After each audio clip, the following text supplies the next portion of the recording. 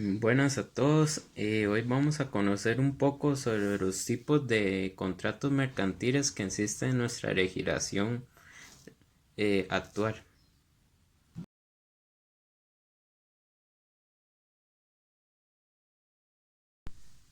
Ok, iniciamos. ¿Qué es un contrato? Ok, un contrato mercantil es un negocio jurídico que tiene carácter comercial. Al ser un acuerdo tiene que haber sido celebrado entre dos o más personas, lo cual, una vez finalizado el contrato, va a derivar uno o más derechos o obligaciones.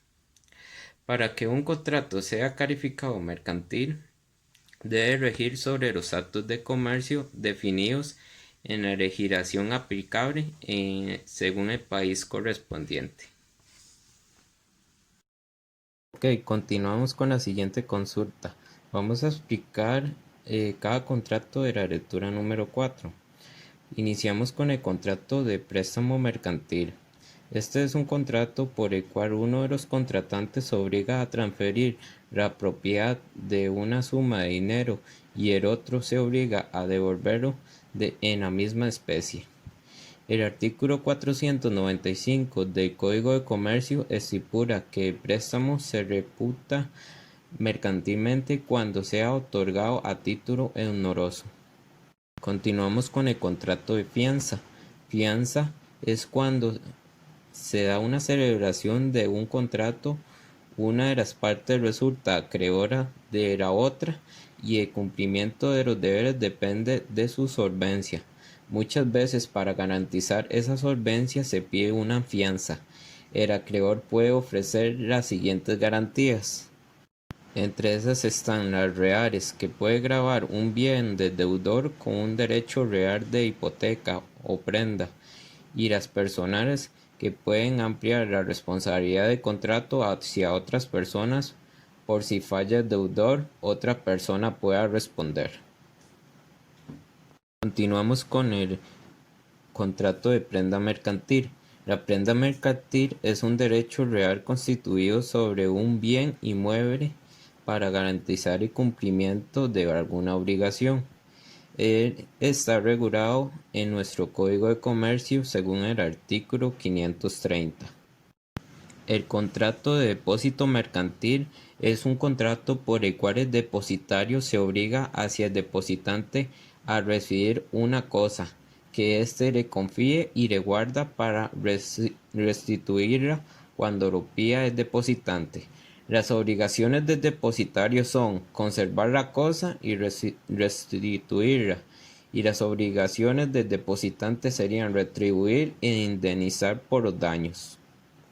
El contrato de transporte se le llama porteador o transportista. Mediante una retribución o precio traslada cosas o personas de un lugar a otro.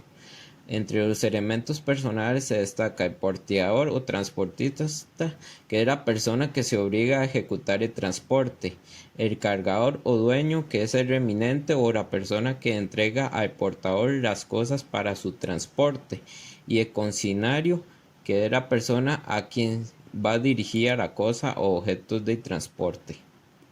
Continuamos con el contrato de seguro. El contrato de seguros es aquel por el cual un sujeto, empresa de seguros, contrata con otro, el tomador de la póliza, asumir un riesgo para que en caso de ocurrir en un hecho futuro e incierto algún siniestro, el tomador o el tercero se vea beneficiado y reciba alguna indemnización. A cambio de esto se le paga una suma mensual o una prima al contratador de la empresa de seguros. Continuamos con la sesión de créditos. En este habrá una cesión de crédito cuando una de las partes se obliga a trasladar a otra parte el derecho que le compete frente a su deudor, entregándole el título de crédito si existiese. Continuamos con el contrato de cuenta corriente bancaria. La cuenta corriente bancaria es un contrato firmado entre una persona física o jurídica con una entidad financiera, y gracias a él la persona puede ingresar en la entidad dinero en efectivo que conforman un saldo a su favor de que puede disponer de forma inmediata, parcial o totalmente. Continuamos con el contrato de fideicomiso. Es un contrato por el cual una o más personas llamadas fideicomisante o también fiduciante transmite bienes, dinero o derechos presentes o futuros de su propiedad a otra persona, una persona física o jurídica llamada fiduciaria, para que éste administre o invierta los bienes en beneficio propio o en un beneficio de algún tercero, llamado beneficiario, a transmitirlo al cumplimiento del plazo o condición al fiduciante, al beneficiario y a otra persona, llamado fideicomisario. Continuamos con el contrato de tiempo compartido. Es un contrato en donde una de las partes se exige a facilitar el uso y goce por uno o más periodos al año en un modo de habitacional con un fin vacacional, con los muebles de los que está provista y con los espacios y cosas de uso común. En el caso de la otra parte, se obliga a sufragar el costo más el pago de las cuotas de mantenimiento. Continuamos con el contrato de factoreo. El concepto de factoreo es un nuevo instrumento de gestión financiera. Es el contrato mediante el cual una empresa especializada denominador factor presta un servicio de colaboración o asistencia técnica y financiera a otra empresa comercial o industrial, obligándolo a la primera mediante un precio en el que se calcula el costo de prestación del servicio a adquirir una acordada masa de créditos que tuviera la otra por su actividad empresarial en la relación con terceros durante un lapso determinado. Continuamos con los contratos informáticos. Los avances tecnológicos de los últimos años en cuanto a la digitación, el uso de satélites, la expansión de fibra óptica, la ampliación en ancho de banda y desarrollo de facilidades móviles constituyen aspectos claves para entender la posibilidad para la utilización de la aplicación de tecnologías en unión con las redes de telecomunicación que determinan la creación de una zona donde las personas puedan interactuar sin estar físicamente presentes, creando un nuevo espacio para la contratación electrónica del ciberespacio. Continuamos con el contrato de tarjetas de crédito. La tarjeta de crédito es un documento normativo e intransferible cuyo fin es permitir al usuario beneficiarse con las facilidades de pago pactadas con el emisor y las resultantes con el contrato, celebrando entre este y el proveedor el del bien o el servicio requerido. Continuamos con el comercio electrónico. El comercio electrónico consiste en la compra y venta de productos o de servicios a través de medios electrónicos tales como Internet y otras redes informáticas, originalmente aplicada en la realización de transacciones mediante medios electrónicos tales como el intercambio electrónico de datos. Sin embargo, con la actualización y el crecimiento de Internet, comenzó a referirse principalmente en la venta de bienes y servicios a través de Internet usando como forma de pago medios electrónicos tales como tarjetas de crédito. Continuamos. El contrato de aventura conjunta es conocido como empresa conjunta. Es un tipo de acuerdo de inversión conjunta a prolongado plazo entre dos o más personas. No tiene por qué ser constituido una compañía o entidad legal. En castellano significa aventura conjunta.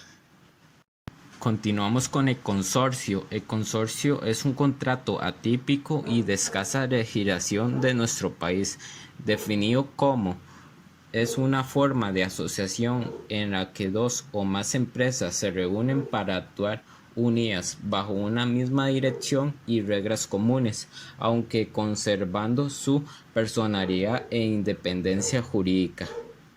Por último, tenemos la franquicia. La franquicia es un contrato o un convenio que aún no está regulado por nuestro ordenamiento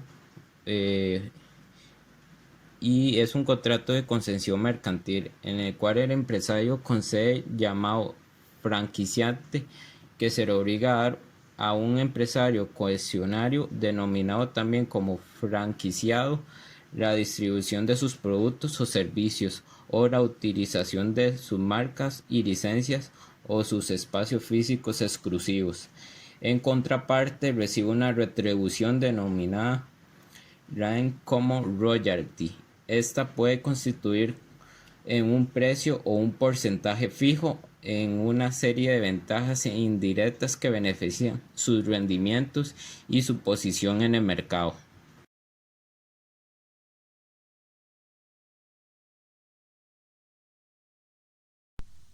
Ok, continuamos. La siguiente consulta que nos realizan es explicar tres características de los contratos mercantiles.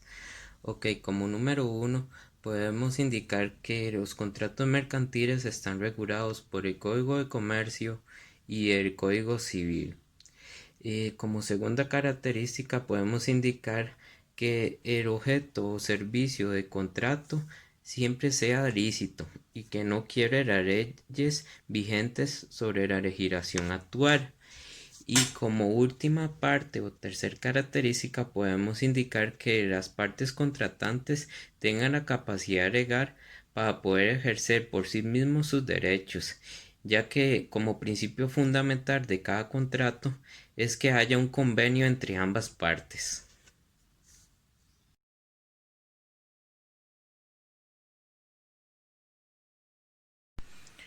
Ok, la última consulta que se realiza es ¿cuál es el contrato que más me llamó la atención y por qué? El contrato que más me llama la atención es el de cuenta corriente bancaria. Lo voy a resumir un poco. Es un contrato donde una persona física o jurídica puede optar por una entidad financiera y a través de ella ahorrar sus ingresos efectuados. Ok, ¿por qué es importante ahorrar en una entidad financiera? Era pregunta. Bueno, algunos de los puntos más importantes para ahorrar una entidad sería poder tener algún dinero ahorrado en el caso de alguna eventualidad o alguna emergencia. También otra importancia sería poder a veces concretar metas propuestas como tener alguna casa, tener poder optar o comprar un carro o terminar los estudios universitarios. Además, como punto más importante, considero yo, es tener nuestro dinero a salvo y seguro, ya que es una entidad financiera no lo podrán robar y podremos tener el derecho de retirarlo cuando deseamos. Ok, les agradezco mucho y espero que pudieran conocer un poco más de los diferentes tipos de contratos mercantiles que existen actualmente. Saludos.